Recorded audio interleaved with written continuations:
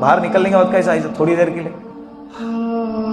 ایسے کرتے ہیں نا، یہ جو یہ کیا ہے، وعافانی، اے اللہ کتنی بڑی عافیت، دعا پہ غور کرو کہ اے اللہ کتنی بڑی نعمت سے نوازا، اگر اس کو رکا دے اللہ، دنیا کی کون سی طاقت ہے جو اس کو جاری کرا؟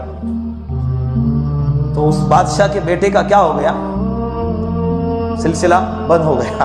بڑے حکیموں کو، ڈاکٹروں کو، طبیبوں کو بلایا گیا، وہ علاج پہ علاج کر رہے ہیں، گرم دوائیاں کھلا رہے تاکہ گرمی کی وجہ سے پگھلے اور پیٹ صاف ہو جائے، علاج پہ علاج ہو رہا ہے، لیکن حضرت ٹس سے بس ہونے کو تیار نہیں ہے۔ ابھی ایک اللہ والے آئے، ان کو بلایا گیا، وہ سرانے کھڑے ہو گئے اور بیچارے نیچے گردن جھکا کر دعائیں پڑھ کر ان کے اوپر دم کرنے لگے، دعائیں پڑھ رہے، دم کر رہے۔ پڑوس میں ایک حکیم صاحب تھے، انہوں نے اس اللہ والے کو دیکھ کر کہا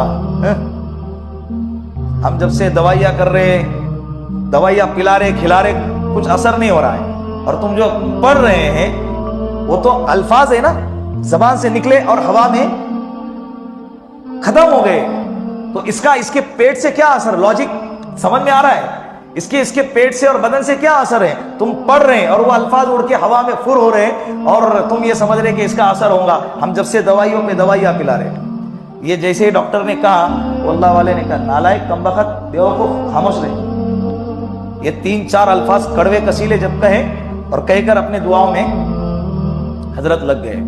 اب وہ بندہ لال پیلا ہو گیا، غصے سے تل ملانے لگا، حضرت دعا پڑھ رہے تھے اس لیے خاموش رہا۔ جیسے دعا سے فارغ ہو گئے تو کہنے لگا میں شاہی حکیم ہوں، میں شاہی طبیب ہوں، تیری ہمت اور جرأت کیسی کہ تو نے مجھے اتنے سخت الفاظ کہے؟ میں نے کیا کہا کہ تو نے کہا نا حرام خور، نالائق، بدتمیز، کہا کہ وہ تو میرے الفاظ زبان سے نکل گئے اور اڑ گئے، تجھے اتنی تکلیف کیوں ہو رہی ہے؟ جب گالی کا اثر تیرے بدن پہ ہو سکتا ہے تو یہ تو میرے اللہ کا کلام ہے، یہ میرے اللہ کا کیا ہے، یہ کیسے نہیں ہو سکتا؟ گالی نے تیرے چہرے کے رنگ کو بدل دیا تو اللہ کے کلام کی وجہ سے اثر نہیں ہو سکتا؟ تو الفاظ جادو کا اثر رکھتے ہیں، تو طریقہ بھی کیا ہونا چاہیے؟ صحیح ہونا چاہیے، الفاظ میں نرمی ہو اور انداز بھی صحیح ہو۔ وَتَوَاصَوْا بِالْحَقِّ، تیسری صفت حق کی دعوت دینا، حق کی کیا کرنا؟ دعوت دینا۔